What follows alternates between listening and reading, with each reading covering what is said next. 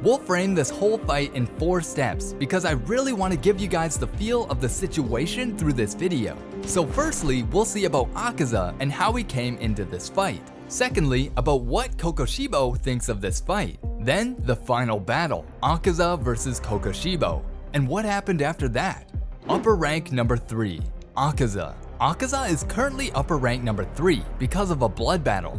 He is the first upper rank demon that Tanjiro and the others ran across. He recognizes those who have elaborated fighting spirits and hates weak people considerably. Since Akaza has such a way of thinking, it would not be strange for him to have respect in terms of strength for upper rank number 1, Kokushibo, who holds a higher position. You would think for the same reason, he would have respect for upper rank number 2, Doma. But because of Doma's frivolous personality, it seems that Akaza hates him instead of respecting him for his strength. When the upper rank demons were brought to the Dimensional Infinity Fortress, Akaza was soon irritated by Doma, so quickly punched him in the face. It could be that Akaza just does not want to have anything to do with Doma. Muzan never really gives Doma any missions, and seems to keep his distance from Doma. On the other hand, Muzan regularly gives missions to Akaza, such as boarding the Infinity Train and killing the members of the Demon Slayer Corps. When Akaza failed one of his missions, he comes down on him harshly, but there's a possibility that Muzan really liked Akaza's stoicism. That stoicism can be seen in how Akaza is always straightforward and battle ready. Akaza uses martial arts attacks and does not use any weapons. Akaza's blood demon art allows him to project something that looks like a snowflake on the ground, which allows him to sense the fighting spirit of his opponent and allow him to deal with attacks from all directions, even though he cannot remember his past as a human. The name of his techniques are based on reminiscences of his human life. When he does not have any direct orders from Muzan, Akaza spends his time training instead of growing more powerful by eating more humans. Akaza chooses to train instead. It seems that he always wanted to test himself by taking on strong opponents. Of course, there are no humans that are more powerful than Akaza, and the only demons that are stronger than him are Kokushibo and Doma. That means it's only natural that Akaza would want to try and take on Kokushibo. Upper rank number 1, Kokushibo. Everything we have said up until now has been true, but we have to keep in mind that Kokushibo is a demon, not a samurai.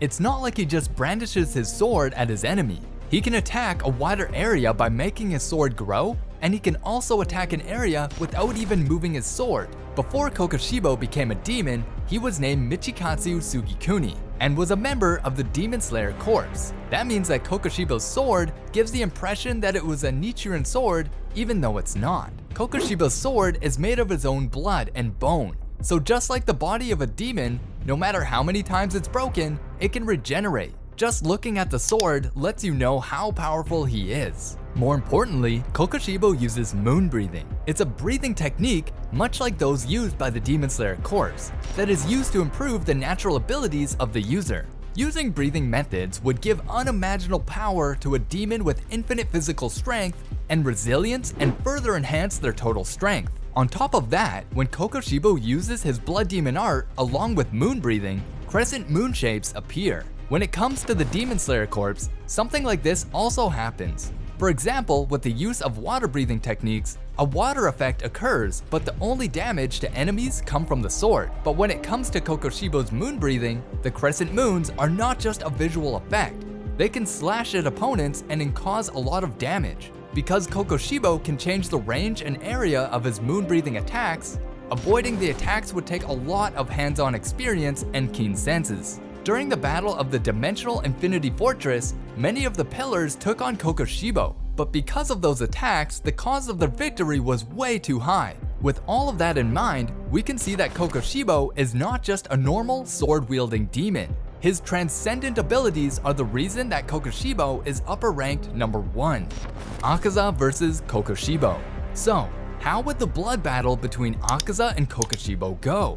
To be honest, there is a large gap in the abilities of Akaza and Kokushibo. It's even possible that Kokushibo did not even have to break a sweat during the battle when Tanjiro got the power to see into the transparent world during the battle of the Dimensional Infinity Fortress. It seems that this was the first time Akaza had seen someone who could use that power. That means Kokushibo took on Akaza without even looking into the transparent world. It can even be said that the transparent world is a land of superiority and territory of selfishness that Akaza has been trying to obtain through training. If Kokushibo were to use the transparent world without hesitation in front of Akaza, it might have caused Akaza to train even harder. Also, thinking of the tactics that Kokushibo might have used during the battle makes me feel a little sad for Akaza, because Akaza did not know that Kokushibo would be taking it easy on him. He would try to observe him from afar and use air type to try to pin Kokushibo into place before using the tactic of close quarters combat. The fact that Kokushibo's sword could regenerate after breaking would be unexpected for Akaza, but one of Akaza's strengths is that he uses his simple martial arts that can be employed in many types of situations, so he should be able to deal with Kokushibo to some extent.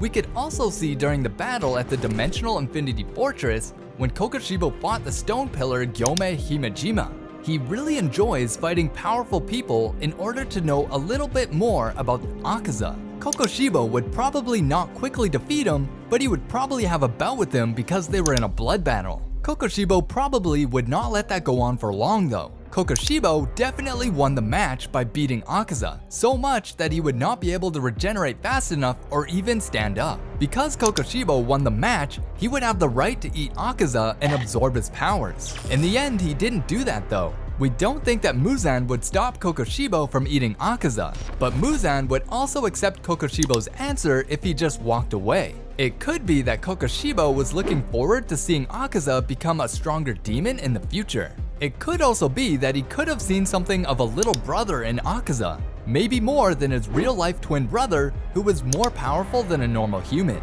He would think that Akaza is cute because he's not strong in comparison. When Tanjiro and the others defeated Akaza, he was so regretful that he showed his true emotions. We can see that in the blood battle between Akaza and Kokushibo, there was one demon that really wanted to win and the other demon that was fighting like he was sparring with his little brother. Also, it seems that besides Akaza, two other demons had a blood battle with Kokushibo. They were both absorbed by Kokushibo, so we can see only Akaza was spared from that fate.